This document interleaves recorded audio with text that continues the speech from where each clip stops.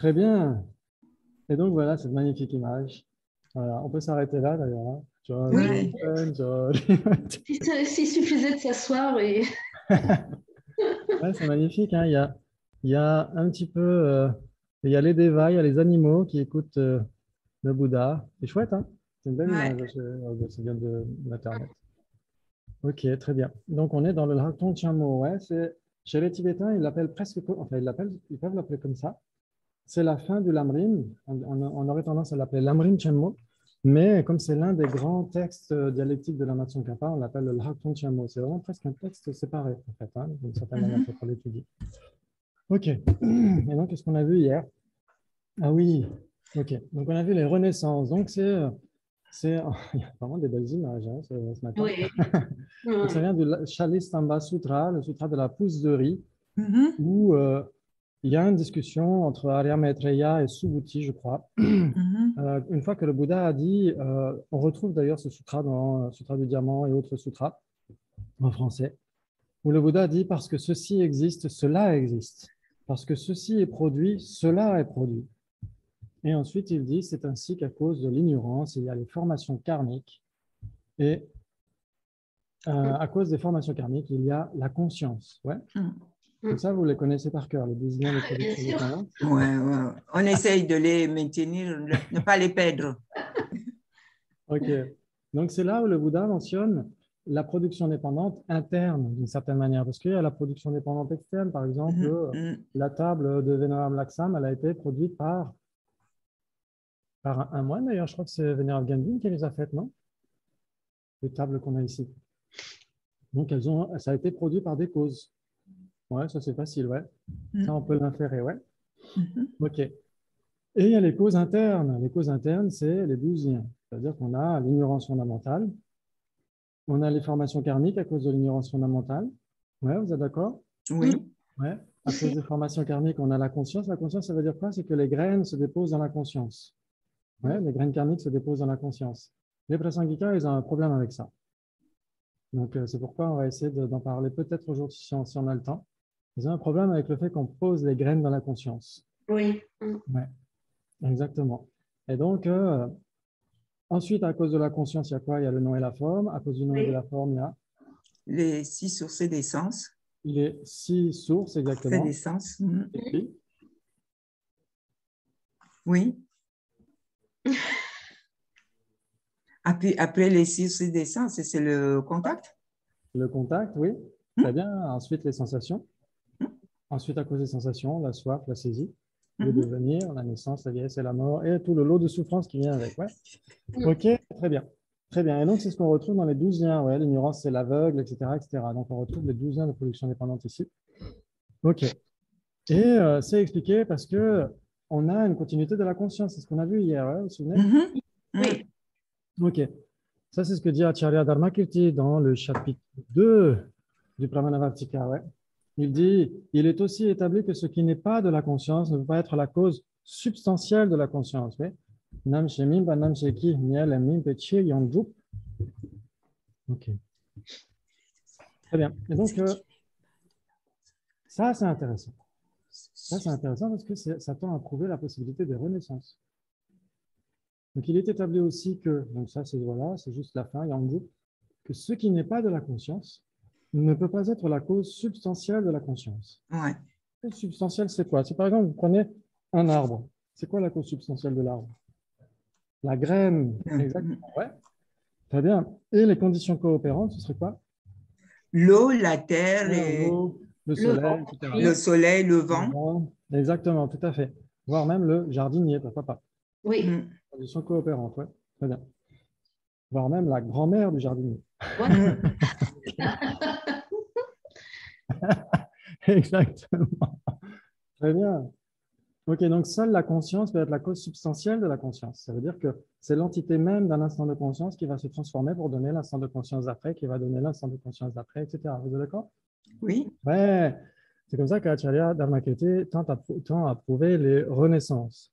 Donc, bien sûr que là, il faut, comme on l'a dit, observer le phénomène conscient, hein, l'événement cognitif qui est la conscience, donc à la première personne. Pouvoir déduire ça, ouais. Sinon, bah, c'est juste de la théorie. Bon, il pourrait y avoir des débats là-dessus par rapport à ce qu'est la cause substantielle de la conscience. Par exemple, ok, ce matin, vous avez entendu le réveil, vous êtes d'accord? Sauf si vous vous êtes réveillé sans réveil. Ok, très bien. Donc, ça veut dire que vous avez une conscience auditive. Oui, oui, oui. Quand vous dormiez, où était votre conscience auditive? Elle était coupée. Elle était coupée. Oui, Elle était en sommeil. Si on dit qu'elle était ouais. coupée, personne n'aurait entendu son réveil ce matin. On serait tous arrivés à Ah la oui, oui, bourre. oui. Elle était en sommeil, elle était endormie. Exactement, elle était sous forme de graines, de potentiel. Et une graine, c'est quoi parmi les trois impermanents, parmi les trois types d'impermanents qu'on a vu hier? C'est. Facteur composé non associé. Oui. Ça veut dire qu'une graine qui est un facteur composé non associé, c'est un impermanent qui n'est ni forme ni conscience, et la cause substantielle d'une conscience auditive. Ah, pas de problème. Ok, c'est tombé. Très bien, donc on a vu hier les généralités. Oui. Ouais, ouais, ouais. La définition d'une généralité, c'est un phénomène qui recouvre ses manifestations. Ouais. Oui. Après, il y avait la généralité chose, la généralité table, la généralité dominique, etc. etc. Ouais. Ouais, d'accord. Ouais, ouais. L'instance, la définition d'une instance, on a vu ça aussi. Ouais. Un phénomène ayant une catégorie qui s'engage en lui par imprégnation. Ouais. Donc ça, c'est ce que vont dire les bouddhistes, parce qu'ils vont discuter beaucoup avec les Neyayika, les tenants de l'école Nyaya, qui pensent qu'une généralité, elle peut survivre à ces instances. Par exemple, si un cataclysme faisait disparaître toutes les tables, il y aurait encore la généralité table. Oui, un petit peu comme les idées de Platon, c'est un petit peu comme ça. Donc les bouddhistes tiennent beaucoup à dire qu'une généralité imprègne ces instances. C'est-à-dire que s'il n'y a plus d'instances, il n'y a plus de généralité. vous êtes d'accord? Par contre, s'il n'y a plus une instance, ça ne change rien pour la généralité, elle continue. Ah ben non. Oui. Alors on pourrait dire que l'instance et la généralité doivent nécessairement être une même entité. C'est ça que ça veut dire. Une même entité, ouais, ça veut dire que si elles n'apparaissent pas séparément. Mais une instance, elle est liée par la même essence à sa généralité. Ça veut dire que si la généralité disparaissait, l'instance devrait disparaître. Ouais. S'il n'y avait plus la généralité table, il n'y aurait plus de table du tout. Ouais. Par contre, si une instance de table disparaît, ça ne change rien pour la généralité table. Ouais. Par contre, si toutes les instances de table disparaissaient, il n'y aurait plus la généralité table. Alors que pour les Neyayika, il y aurait toujours. Ouais. Ok, donc ça c'est intéressant. Il y a beaucoup de débats par rapport à ça entre les non-bouddhistes et les bouddhistes. Très bien. Et donc, ok. Ah oui, ça c'est juste pour vous montrer un petit peu qu'il y a la définition d'une généralité, donc ça on l'a vu, et il y a la définition d'une généralité de classe. Donc ça c'est le texte qu'on étudie dans Dura justement, c'est le texte de Yondzin Polbouchok qu'on avait étudié avant le basic programme. Et donc il dit ça, il dit quand on effectue une division terminologique des généralités, elles sont de trois types. Donc c'est quoi une division terminologique? C'est-à-dire que ça a le nom, mais ce n'est pas forcément ça. Ouais. Ouais. Ça a le nom, mais c'est, par exemple, si on dit les fleurs et les fleurs artificielles sont des divisions terminologiques des fleurs. Pourquoi? Parce que les fleurs artificielles, ce n'est pas vraiment des fleurs. Ouais. Vous êtes d'accord? Ah oui. Ouais. Ah, d'accord. Bien, donc c'est ça que ça veut dire. Ça veut dire que parmi ces trois types de généralités, il y en a qui n'en sont pas vraiment. Ouais, c'est ça que ça veut dire. Elles ont le nom, généralité, mais ce n'est pas vraiment des généralités. Ouais, ça joue? Ok, donc la généralité de classe maintenant. C'est surtout de ça qu'il s'agit quand on parle de généralité. C'est surtout une généralité de classe. Donc c'est similaire, un phénomène qui recouvre plusieurs de ces instances catégorielles. On pourrait dire, en fait, la traduction elle est mal faite. C'est ce phénomène qui recouvre ces multiples instances catégorielles. Je vais le traduire comme ça. J'ai oublié de corriger. Très bien. Et donc hier, on a parlé de trois conditions pour qu'une instance soit l'instance d'une généralité. Ouais, vous vous souvenez? Oui. C'est loin, hein, c'était hier déjà. Donc on a dit quoi? On a dit que table, si elle doit être une instance de connaissable, table doit d'abord être inconnaissable. Ah oui. Ouais, nécessairement. On a dit hier, si Dominique dans le temple doit être une instance de Dominique, Dominique dans le temple doit être Dominique. C'est ça qu'on a dit, ouais. Ouais, ça joue. Ensuite, elle est liée à connaissable par la même essence. C'est ce qu'on a dit tout à l'heure. Ça veut dire qu'elle est différente. Et si connaissable disparaissait, table devrait disparaître. Ouais, les tables ne pourraient pas survivre aux connaissables. Ouais. Mhm, Les tables sont des connaissables. Ouais. mhm. OK. Et il y a plusieurs bases communes entre ce qui n'est pas table et qui est inconnaissable. Ça veut dire qu'il faut d'autres instances que table, tout simplement. Ouais. OK. Il faut des chaises, il faut des tasses, il faut des personnes, etc., qui sont des connaissables et ça joue. Connaissable est bien une généralité. Ouais, D'accord. ouais, ça joue. Oui, oui. Mm. Ouais, Mm. ouais, Dominique. C'est juste la formulation qui est un peu bizarre, base commune entre eux, mais sinon, si on comprend qu'il faut d'autres instances, ça va. Donc, euh, comme on en a parlé hier, on a vu qu'il y avait le chapitre 27 d'Arya Nagarjuna. Ouais. À un moment donné, il parle de ça, il dit un jour on est un homme, un jour on est un déva, etc. Ouais. Donc, j'aurais dû marquer la page, mais ce n'est pas très grave. C'est l'examen critique des vues et des opinions, c'est comme vous voulez. On peut le dire comme ci ou comme ça. C'est ça qui est intéressant. OK. C'est la strophe 15 surtout qui dit tel était l'homme, tel est le Dieu, donc le Deva. Ouais. S'il en était ainsi, il y aurait quelque chose d'éternel, donc de permanent. Ouais. En outre, le Dieu serait sans naissance, car l'éternel ne naît point. Oh, waouh. OK. Donc, ce qu'il veut dire, c'est que, par exemple, là, on est des êtres humains, vous êtes d'accord? Ouais. Jusque-là, tout va bien. Imaginons qu'on Oui. devienne des devas, des dieux au cours d'une vie prochaine. Ouais. Est-ce que ce sont des êtres humains qui deviennent des dieux ou est-ce que les dieux viennent comme ça, spontanément, sans qu'il y ait une continuité? C'est une continuité. C'est C'est une une... continuité, mais est-ce qu'il y a quelque chose de l'être humain qui continue dans le déva? Sûrement. Non, Bien sûr. Ouais. son continuum. Sa Oui, le conscience. continuum. Il y a quelque chose, oui. C'est pas les mêmes agrégats, donc ça veut dire que c'est pas les mêmes agrégats, sa conscience n'est plus la même. Hein. Ouais. Sinon, un déva aurait la conscience d'un être humain. Alors, qu'est-ce qui se perpétue? C'est exactement ça. C'est la question d'aujourd'hui. Et c'est moi qui la pose. Alors, qu'est-ce qui se perpétue? C'est ça qui est intéressant. OK. Parce que si on dit en effet que le soi serait identique aux agrégats, ben, les agrégats d'un être humain, au moment d'un déva, ont disparu. Ouais.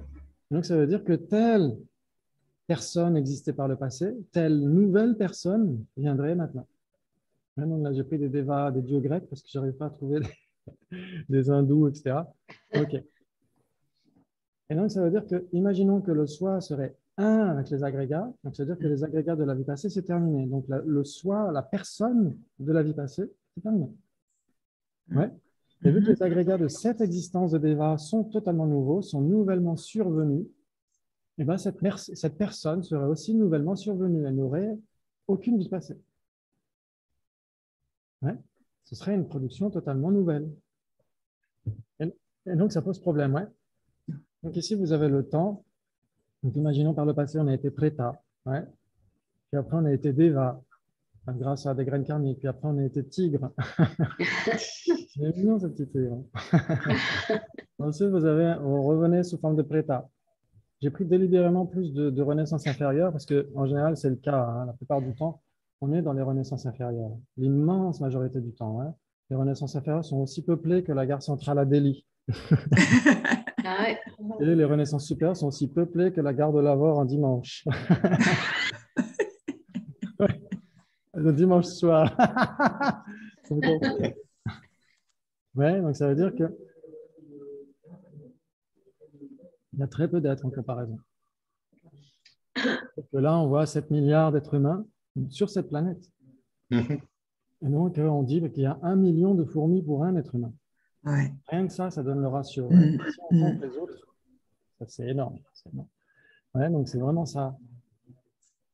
En fait, c'est parce qu'on est totalement confus la plupart du temps. On ne sait pas ce qu'il faut développer. On n'a pas étudié le lamrim. Quand on est dans les enfers ou chez les prétards, on n'a pas de lamrim sous les yeux. On n'a personne qui nous enseigne la plupart du temps. Et on ne sait pas quoi entreprendre, quoi abandonner. Et donc, on est confus à ce niveau-là. Plus la confusion, l'ignorance fondamentale.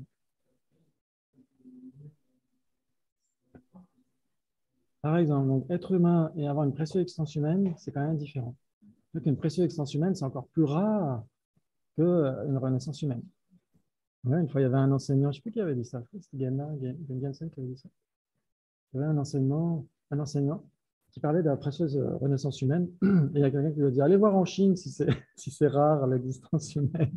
Lui a dit la précieuse existence humaine.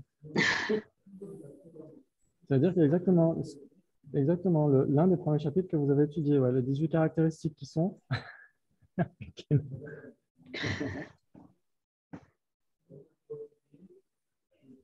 Euh, oui, naître à l'époque d'un Bouddha. Avoir ses facultés. En effet, toutes ces facultés, qu'on ait accès au dharma, etc. Donc, il y a les 18 caractéristiques, ouais. Internet 19, on pourrait dire. Donc, les 18 caractéristiques, très bien. Donc, l'idéal, c'est de les méditer régulièrement, ouais. Pour essayer de bien les avoir à l'esprit. Ok. Très bien. Ok. Et puis, on peut renaître sous forme de deva, ouais. Ok. Donc, c'est-à-dire qu'il y a une continuité, vous êtes d'accord? Il y a une continuité. Très bien. Et donc, de ce point de vue-là, on peut l'accepter conventionnellement, il y a une continuité. Ouais. Mais si ce n'était pas une continuité, si là, le soi était la même chose que les agrégats d'une vie passée, de la vie d'il y a 10 vies, il y a 5 vies, il y a 7 vies, etc., si ce soi était la même chose que les agrégats, eh ben, c'est comme si vous aviez toutes ces personnes en même temps dans la même boîte. Ouais. Ça ne va pas. Ça reviendrait au même. Ça reviendrait au même. Ça veut dire que les prétas discuteraient entre eux, les devas discuteraient entre eux. Bob dirait, tiens, je voudrais bien un nounours qui a la tête d'un tigre, etc., etc. Donc, ça voudrait dire que les différents soi séquentiels pourraient coexister. Ouais. Mais ce n'est pas possible. C'est pas possible.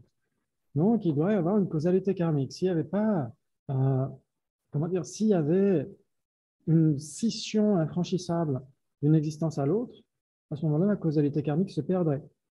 Ouais. C'est-à-dire qu'imaginons le préta accumule un acte négatif, par exemple, le deva n'éprouverait pas les fruits de cet acte négatif. Ouais. Donc, il éprouverait les fruits accumulés par quelqu'un d'autre. Comme si quelqu'un bossait pendant 30 jours, et le 31e jour, pour le jour de la paye, c'est quelqu'un d'autre qui vient. Ouais, ça ne fonctionne pas. J'espère que ça ne fonctionne pas. Sinon, il va y avoir du monde dans la rue. OK. Donc, ça veut dire que il doit y avoir un individu qui doit accumuler un karma et il doit y avoir dans la même continuité ce même individu qui doit éprouver le karma. Ouais, ce même individu. Mais qu'est-ce qu'on entend par ce même individu? Voilà, parce que chez les hindous, par exemple, on dit il y a l'atman.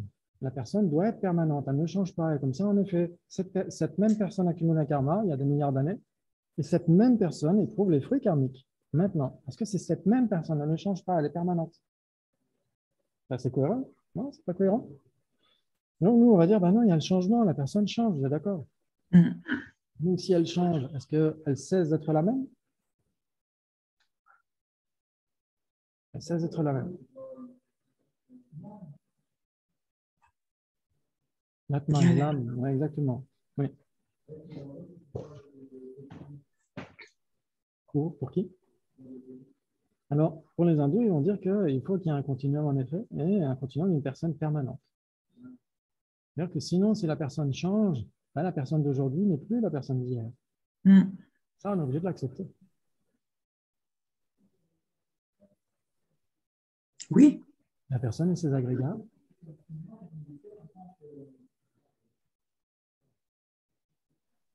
Exactement. Si la personne était ses agrégats, en effet, vu qu'il y a de nouveaux agrégats qui sont nés, qui sont produits, il y aurait une nouvelle personne qui naîtrait, donc qui n'aurait aucun lien avec les vies passées, qui éprouverait des fruits karmiques qu'elle n'aurait pas elle-même accumulés. Donc, ça violerait l'une des lois karmiques.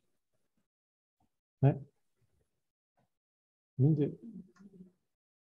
Ouais. Ils sont forts, hein, ces hindous. Ouais.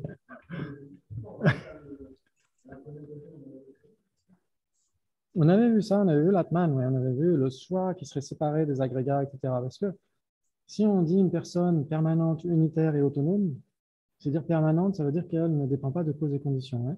Unitaire, ça veut dire qu'elle ne dépend pas de partie. Et autonome, ça veut dire qu'elle ne dépend pas des agrégats. Donc, ça veut dire que on pourrait se cogner le pied dans la table et ne pas dire je me suis cogné, puisque le je serait séparé des agrégats. Donc, ce qui amènerait aux agrégats, le corps serait assis, mais pas la personne. Mm. Ce serait pratique. Donc, ça veut dire que l'esprit étudierait le Namrim, mais pas la personne. Mm. La personne peut continuer à dormir tranquillement dans son pieu. Mm. C'est intéressant. Donc, l'accent vote pour. Donc, c'est intéressant. Donc, ici, ça violerait la causalité karmique. Si on disait que telle personne serait un prétat, telle autre personne avec une scission confinée par rapport à la première existence serait un déva, puis un animal, etc., etc. Ça veut dire que aucune, la naissance d'après ne viendrait pas des graines karmiques générées dans le continuum de cette personne. Ce serait une autre personne. Ce serait tout et n'importe quoi, ce serait le chaos. Ça veut dire que ce serait le hasard. Ça veut dire que si quelqu'un est heureux, bah, c'est tant mieux pour lui. Et si quelqu'un est malheureux, bah, c'est la faute à pas de chance. Donc, c'est le hasard absolu. Dans le bouddhisme, on n'accepte pas le hasard absolu. On n'accepte pas non plus le déterminisme absolu. Ouais. Donc, c'est une voie médiane entre les deux. Oui.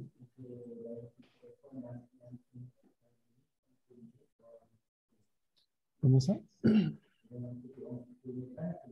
Oui, exactement. Une graine donnerait n'importe quoi. Oui.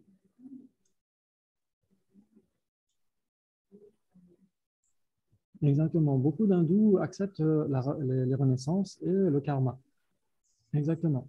Donc, comment est-ce que l'expliquent? Ben, ils expliquent que c'est un petit peu comme si on a un mala, un chapelet, et il y a un fil qui passe à travers chaque grain. Et ben, c'est comme si la personne était le fil et les grains étaient les renaissances. C'est-à-dire que la personne reste permanente, elle traverse une existence, puis une autre existence, etc. Donc, comme au début du fil, c'est cette personne qui a accumulé le karma, à la fin du fil, ben, c'est cette personne-là, cette même personne qui est pour les fruits karmiques. Chez eux, ça joue. Et chez les bouddhistes, on va dire, comment est-ce qu'on peut renaître si on ne change pas?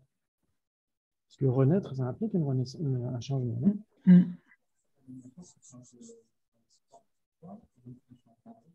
Exactement. Mais, exactement, ils changent de corps, ils changent d'agrégat, etc. Mais au sein de ces agrégats, il y a une entité, le soi, qui reste permanent, qui peut être une entité séparée des agrégats, pourquoi pas. Nous, c'est la conséquence qu'on leur adresserait. On leur dirait, si vous dites que les agrégats sont impermanents, qu'ils sont multiples et qu'ils dépendent de causes et conditions, et que si la personne n'a pas ces caractéristiques-là, bah, la personne elle peut très bien être séparée des agrégats. Mm.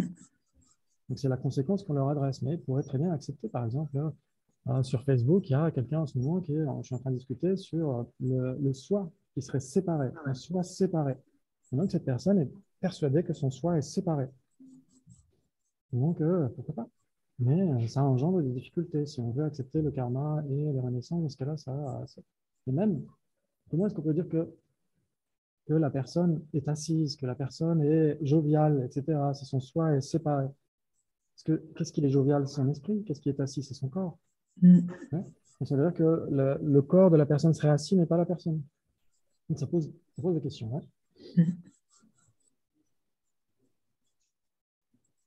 Mm. Mm. Oui, exactement. Il y a le jeu ordinaire et le jeu suprême. Et quel lien y aurait-il entre les deux puisque le jeu ordinaire, lui, change d'instant en instant, et le jeu suprême, lui, serait permanent, etc. Donc ça pose question.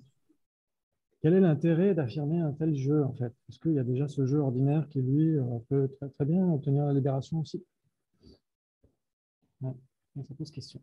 Mais on ne va pas refaire les débats qui se sont passés depuis des siècles entre les hindous et les bouddhistes. Hein. C'est juste on connaît quelques notions pour lesquelles nous, du point de vue prasangika en particulier, on va dire la causalité karmique est possible au sein de l'impermanence, au sein de la vacuité d'existence inhérente.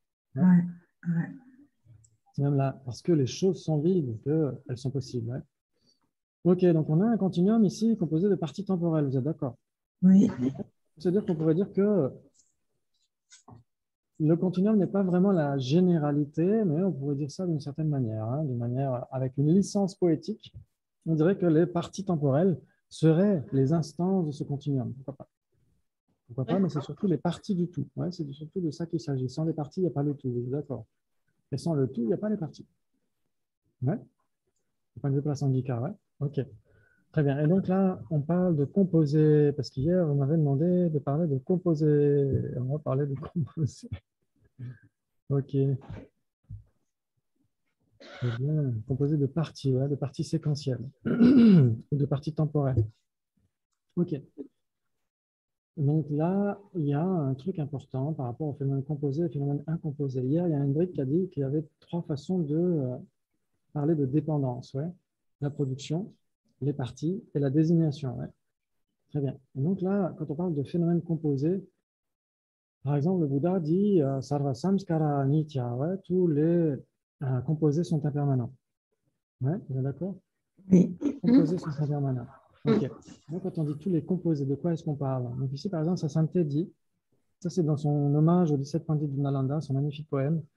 Il dit, je rends hommage à Acharya Chandrakirti qui a promulgué la voie complète des sutras et des tantras et qui fut habile dans l'exposition du profond et vaste système de la voie médiane dans lequel l'apparence et la vacuité éliminent les deux extrêmes au moyen de l'existence dépendante et de la simple conditionnalité. Ouais. OK. Donc, ça veut dire que la simple conditionnalité et l'existence dépendante réfutent les deux extrêmes. Vous êtes d'accord? Oui. Les deux extrêmes, c'est quoi? Nihilisme Exactement. et L'éternalisme. Et éternalisme ou absolutisme, hein, comme on a. Oui. OK. Donc, si on dit par exemple, la personne est vide d'existence indépendante parce qu'elle existe de manière dépendante. Ouais. On va dire la personne est vide d'existence inhérente parce qu'elle existe de manière dépendante. En effet, on élimine les deux extrêmes. Ouais. Là, si on dit la personne est dénuée d'existence indépendante, on réfute l'absolutisme. Ouais, vous êtes d'accord? Ou l'indépendantisme.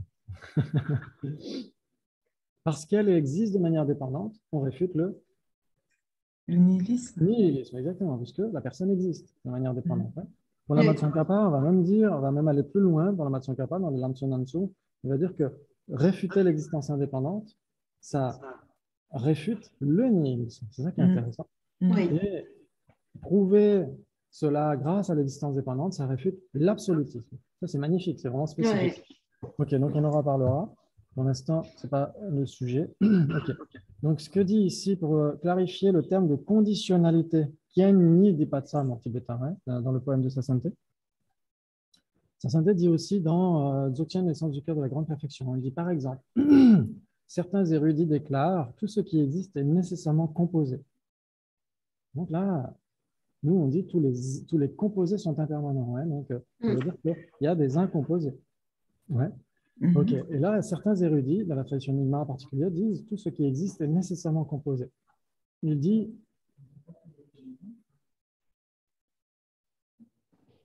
alors, on ne dit jamais tous les phénomènes sont impermanents.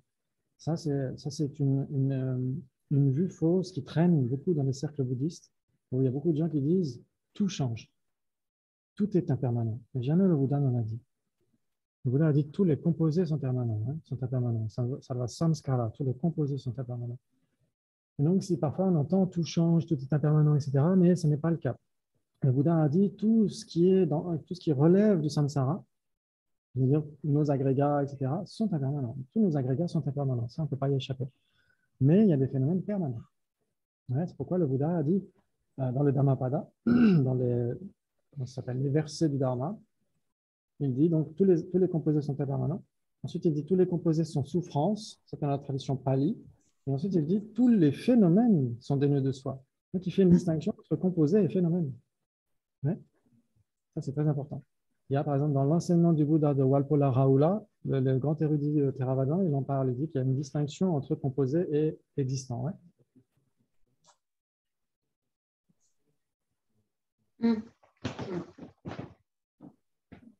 Ah non, ça c'est une erreur. Ouais. Ça correspond ni au sanskrit, ni au pali, ni au tibétain. Okay. Ouais. Et donc ici, par exemple, justement, on a tendance à se dire tout ce qui existe est nécessairement composé, ça veut dire tout ce qui existe est nécessairement impermanent. Non? Parce qu'on entend causalement composé. Ouais. Sasanté dit ceci doit être compris dans le sens où les choses sont par nécessité assemblées, sont des composites sur la base de concepts et sont de ce point de vue composés. C'est de ce point de vue-là qu'on parle de composés, ouais, pas nécessairement causalement composés. Et donc, ici, c'est à la fin de 100 éléphants sur un brin d'herbe. Il y a un texte magnifique, l'Union des écoles anciennes et modernes de sa santé, qui est vraiment exceptionnel. Et il dit ça. Il dit, dans le même esprit, l'érudit et adepte Nosson Gyatso, qui est Gelupa, dit que tout ce qui existe est nécessairement composé, bien que son référent soit plus général que la signification usuelle du terme composé, parce que la signification usuelle du terme composé ou incomposé, ça veut dire causalement composé ou causalement incomposé. Ouais, c'est ça que ça veut dire en général. Je vous redonnerai le texte sur la vidéo, vous aurez le temps de le relire. Il n'affirme pas que tous les phénomènes, y compris les permanents, sont produits sur la base d'un agrégat de causes et de conditions. Il n'est pas en train de dire que tout est impermanent, ouais, mais que tous les phénomènes existent de façon conditionnelle, dépendant à la fois de leur partie et de la conscience conceptuelle qui les désigne. Ouais. Ça veut dire quoi? Ça veut dire que si vous prenez une table, elle a les 3 niveaux de dépendance, vous êtes d'accord? Les 3 niveaux de dépendance, c'était quoi? C'est parti. Les causes, les parties et la désignation. Exactement, ouais, vous êtes d'accord. Une table dépend de causes et de conditions. Une table dépend de ses parties. Ouais. Et une table dépend d'une désignation effectuée en dépendance de ses parties. Ouais. Ouais. OK. Maintenant, si vous prenez l'espace incomposé. L'espace incomposé. Donc, l'espace permanent, ouais. Pas l'espace d'Einstein, hein, l'espace impermanent. Pas l'espace qui est l'un des 5 éléments. Parce que ça semble être impermanent, ça semble être un espace composé. Et si on parle de l'espace incomposé, c'est une simple négation. Ouais, c'est la négation de contact obstructif. Ouais. OK. Vu que c'est une simple négation, ça n'a pas de substance qui se transforme. Ouais. Donc, c'est permanent. Ouais, l'espace incomposé. OK. Est-ce qu'il dépend de causes et de conditions? Il ne peut pas dépendre de causes et conditions. Il n'y a que les impermanents qui dépendent de causes et conditions. Puisqu'on a dit incomposé. Parce qu'on a dit qu'il est incomposé. Donc, s'il ne dépend pas de causes et conditions, ça veut dire qu'il a une existence indépendante? Il dépend de ses parties et il dépend de sa désignation, les deux autres. Exactement, il continue de dépendre de ses parties et de la désignation qu'on en fait, qu'on désigne. Ouais. Vous êtes d'accord? Oui. Une table, elle a les 3 niveaux de dépendance parce qu'elle est en permanence. L'espace incomposé, il est permanent, donc il n'a pas le premier niveau de dépendance. Oui. Il a les 2 autres, nécessairement. Ça veut dire que tout ce qui existe nécessairement en dépendance. Mais tout ce qui existe n'existe pas nécessairement en dépendance de cause. D'accord. Ouais, ça joue? Oui. Ah, ça, c'est magnifique. OK.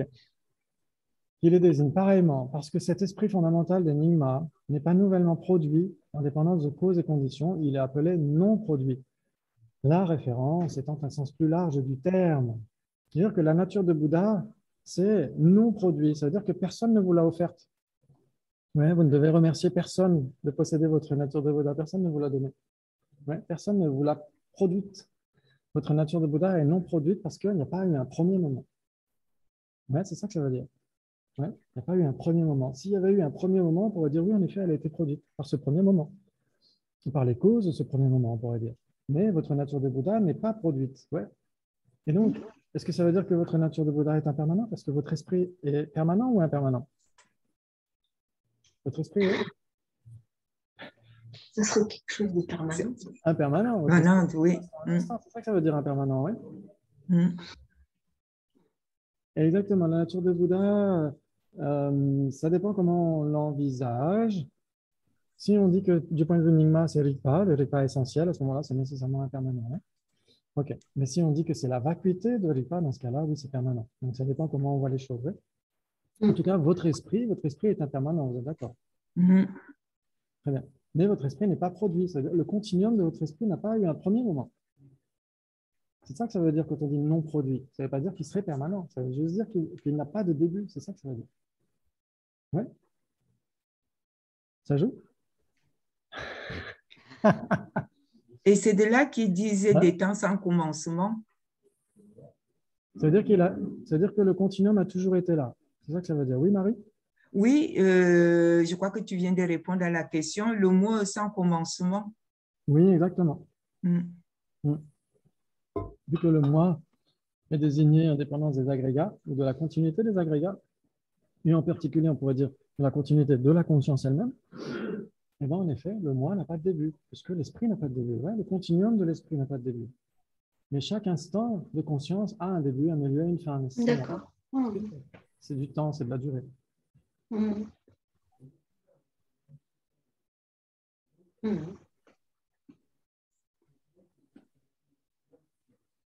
Ici, sur cette planète, ouais.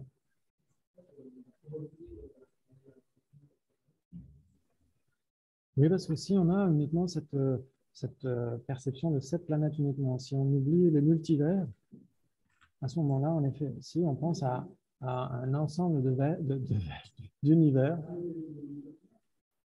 plus que ça, des continents en nombre infini. Ouais, ça veut dire qu'il y a en effet cette planète, ce système solaire, mais il y a des galaxies en nombre infini. Du point de vue bouddhiste. Pas, ouais. Pour un système particulier, on pourrait dire pour une galaxie en particulier, ouais, il y a le mont Meru qui pourrait très bien être le jet de plasma, pourquoi pas. Et il y a les continents qui pourraient être les bras de la galaxie, pourquoi pas. On pourrait dire ça à la rigueur. Mais c'est une galaxie en particulier. Ouais. Mais il y en a à Tarbas. Si on accepte la loi, actuellement, il y a des scientifiques qui acceptent les multivers, qui disent que c'est comme des bulles de savon. Il y en a qui naissent, il y en a qui éclatent, et il y en a qui sont en train de durer. Et là, ce serait pareil pour notre univers, il est en maintien, mais rien n'empêche que dans d'autres parties de l'espace, il y aurait des univers en train de se produire, d'autres en train de cesser, etc. etc. Ouais. Et donc, ces univers sont nécessairement remplis d'êtres, et en particulier des êtres humains. Alors, le Bouddha enseigne dans d'innombrables univers, en envoyant des émanations. Mais pas tous les univers, pas tout le temps, parce qu'il y a des aires obscures. Par exemple, nous, on est dans la bonne ère, dans le Bhadrakalpa, parce qu'il y aura 1000 Bouddhas. Mais il y a des aires obscures, il y a des aires, c'est ce que je disais tout à l'heure, par rapport à la présélection humaine. Il y a des aires où il n'y a pas de Bouddha, où il n'y a pas de Bouddha qui a enseigné, etc. Il n'y a pas assez de karma pour les êtres. Donc c'est très vaste, en fait. Hein. C'est très vaste. Ouais. OK. Très bien. Donc là, ça veut dire qu'il y a produit et non produit. Ouais, produit, ça veut dire en général impermanent. Et en général, non produit, ça veut dire permanent. Un phénomène qui est non produit, ça veut dire permanent. Ouais. Mais dans ce cas-là, quand on parle de l'esprit, le continuum de conscience, ça peut être impermanent et non produit. Pourquoi? Parce que non produit, ça veut dire qu'il n'a pas un premier moment. C'est ça que ça veut dire, tout simplement. Ouais. Il n'a pas un premier moment, ça a toujours été là, ouais, ce continuum. OK. OK, ah, ça c'est très bien aussi. Donc c'est pourquoi Lama Tsongkhapa dit dans le Gompa-Rapsel, un commentaire du Madhyamakavatara, il dit, pour prouver la vacuité des incomposés et des composés, il dit, maintenant que ceci est établi concernant les choses effectives, donc les impermanents, en dépendance de ces raisonnements, on peut, donc le fait, la simple conditionnalité, le fait que ça dépend nécessairement de facteurs pour prouver la vacuité d'existence inhérente. Donc, en dépendance de ce raisonnement, on peut réfuter que les phénomènes non effectifs, donc les permanents, sont établis en soi. Donc, on peut réfuter l'existence inhérente des phénomènes permanents. C'est ça que ça veut dire. En effet, concernant l'espace incomposé, il doit être déclaré comme imprégnant certains objets physiques. Et par rapport à cela, il doit être déclaré comme ayant une partie imprégnant l'est, des parties imprégnant les autres directions, etc. L'est, l'ouest, le sud, le nord, etc. Ouais. C'est-à-dire que l'espace incomposé en général a des parties constituantes. L'espace à l'est, l'espace à l'ouest, au sud, au nord, etc. Ouais. Ce sont les parties de l'espace. Si l'espace a des parties, même s'il ne dépend pas de causes et de conditions, il dépend de ces parties. S'il dépend, il n'existe pas de manière indépendante. Il est vide d'existence inhérente. Ouais, t'as vu? Ça, c'est magnifique. De la même façon, l'incité ou la vacuité a aussi de nombreuses parties imprégnant les phénomènes, ainsi que différentes parties réalisées par différentes consciences antérieures et postérieures. De même, les autres phénomènes incomposés sont similaires. Ouais, ça veut dire qu'on peut réaliser l'espace conceptuellement, ou même directement, de manière implicite. On peut percevoir de l'espace, ouais. Et donc, on peut le percevoir aujourd'hui, demain, après-demain, etc., etc. Donc, ça veut dire que ces différents espaces observés par une conscience ont aussi des moments séquentiels. Pourquoi pas? Et la vacuité, pareil, la vacuité d'une table. Elle peut être réalisée par Arya Nagarjuna, par le Bouddha, etc. etc. Ouais, donc, elle a des parties de ce point de vue-là. Ouais. Ouais, ça joue? Bien sûr.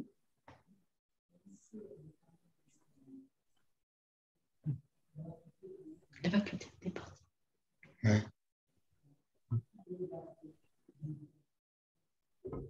Alors, il faudrait que tu appelles ton moi de l'autre jour.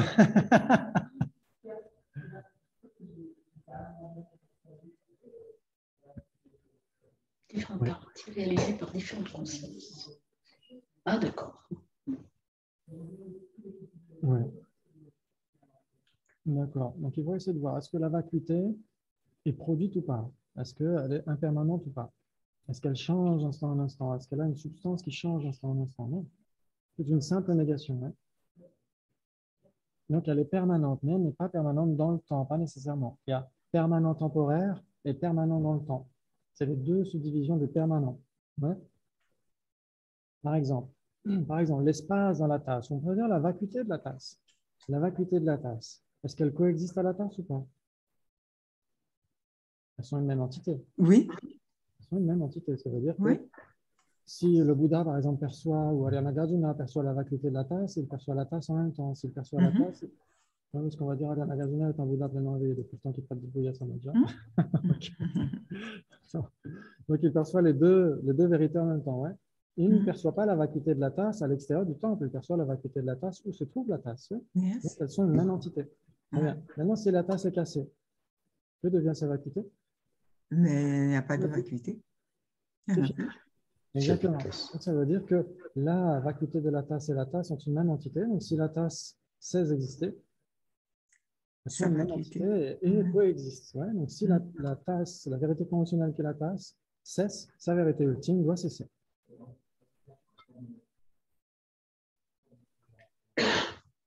Exactement, tout à fait. Ouais. C'est dans le sutra du cœur. Ouais. Zou ton pao, ton pani zou, etc. Ouais. Ça veut dire que la vacuité est la forme, la vacuité n'est pas autre que la forme. Ouais. Ça veut dire quoi?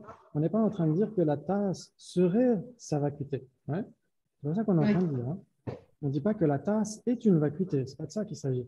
C'est-à-dire que la tasse n'est pas séparée de sa vacuité. C'est-à-dire que la tasse est une même entité avec sa vacuité. C'est ça que ça veut dire. Ouais. C'est-à-dire la forme est vide, le vide est forme, etc. C'est-à-dire qu'il n'est pas autre vacuité de la tasse en dehors de la tasse. Parce que après, le sutra dit dans la vacuité, il n'y a ni forme, ni sensation, ni identification, etc. Donc, ça veut dire que dans la vérité ultime, il n'y a pas du tout de tasse. Que la tasse est une vérité conventionnelle. Ouais. C'est-à-dire que les deux ne sont pas une, mais elles sont une même entité. Exactement, tout à fait. Sans vacuité, pas de tasse. Et inversement, pas de bras, pas de chocolat, donc pas de tasse, pas de vacuité de la tasse. Ouais. Ok.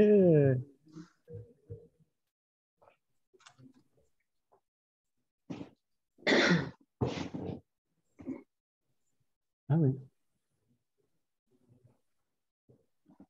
Quelqu'un avait dit la vacuité est impermanente.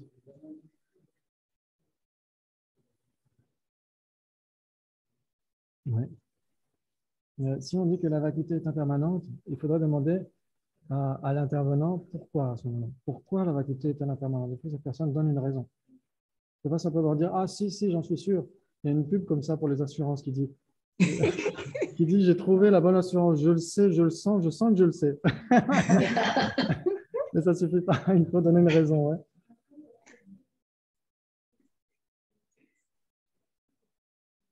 Oui.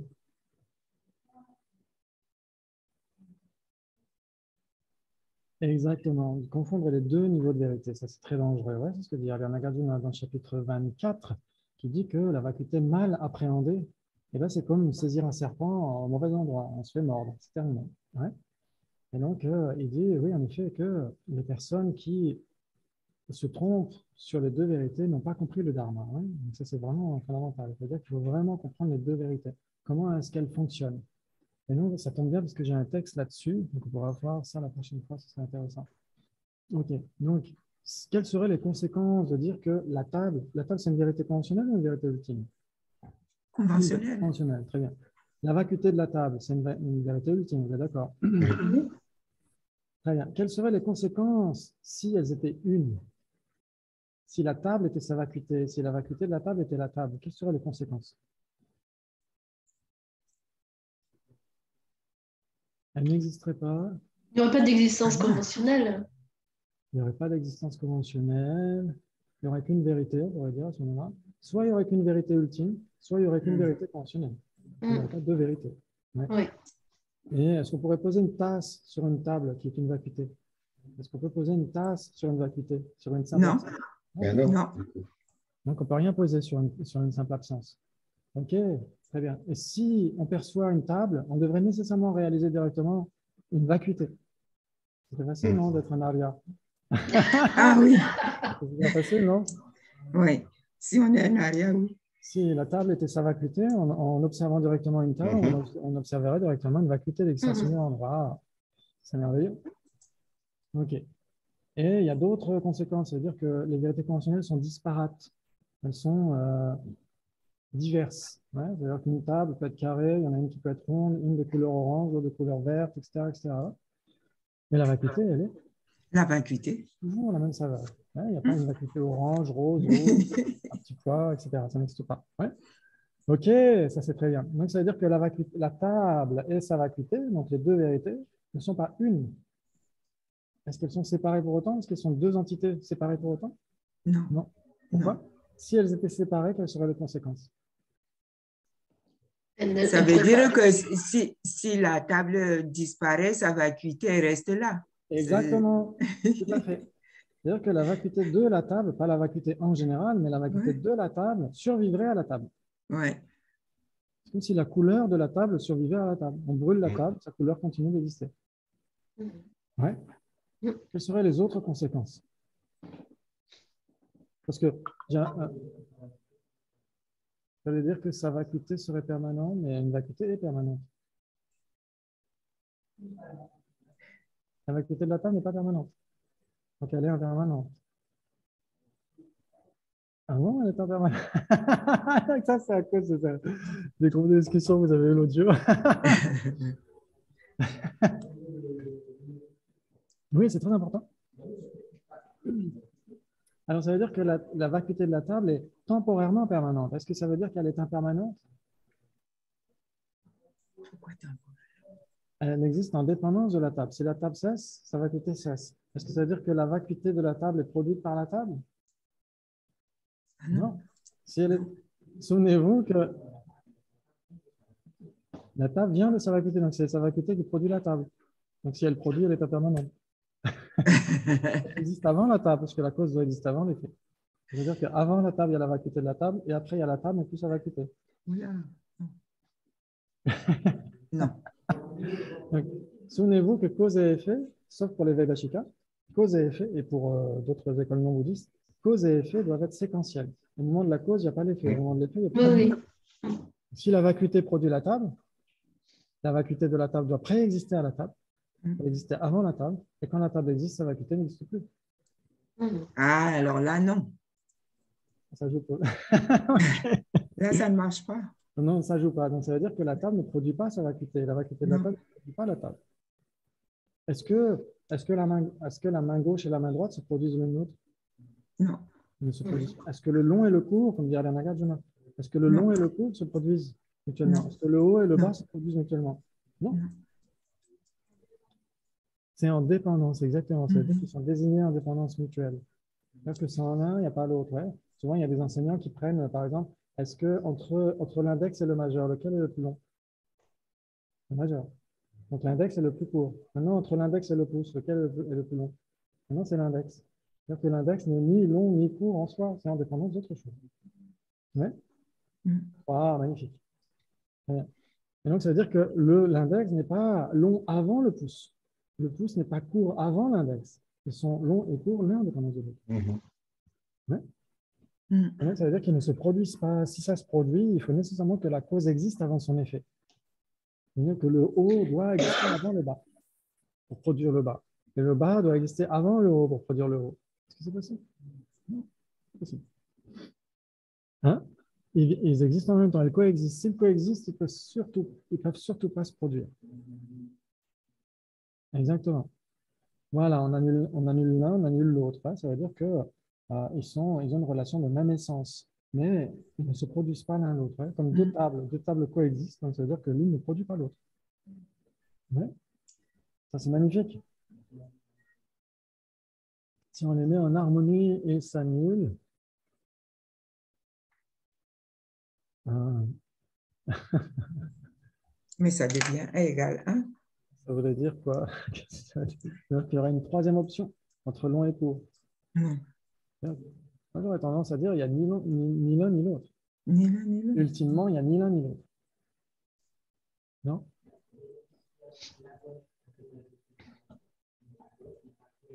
Exactement. Si on les met en harmonie, qu'est-ce que ça veut dire les mettre en harmonie?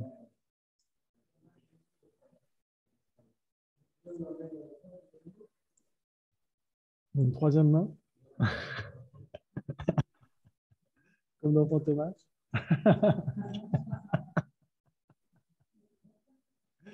Ok. Oui. Ok, très bien. Est-ce que vous avez des questions par rapport à ce qu'on a vu là? Ah oui. Ok. Donc, si la table et sa vacuité étaient des entités différentes, elles sont différentes, vous êtes d'accord? Elles sont différentes. Elles sont différentes parce qu'elles apparaissent différemment à la conception. Ça, c'est ce qu'on a vu la semaine dernière, non? Oui? Ok, très bien. Ok. Donc, ça veut dire que conceptuellement, elles sont distinctes. Et pour la conscience conceptuelle, c'est une condition minimale et suffisante pour dire que c'est distinct. Par exemple, Dominique dans le temple et Dominique sont différentes. Parce qu'elles sont différentes pour la conception. Hein? Ok. Est-ce qu'elles sont une même entité? Oui. Oui, exactement. Maintenant, les deux vérités, elles sont différentes? Oui. Il y en a une qui est permanente et l'autre qui n'est pas nécessairement permanente.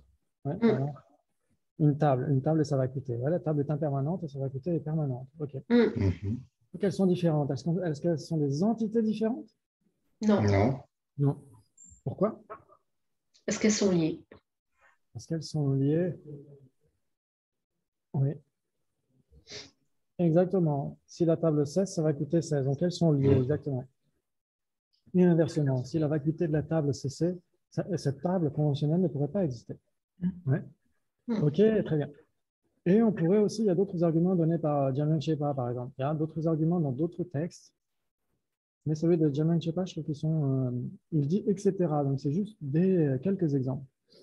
Il dit que, par exemple, un arya pourrait réaliser la vacuité de la table et ça ne changerait rien par rapport à sa saisie d'existence inhérente de la table. Puisque la vacuité de la table et la table seraient séparées. Donc, il pourrait réaliser autant comme autant la vacuité de la table, ça ne changerait rien par rapport à sa saisie l'existence inhérente de la table. Ouais.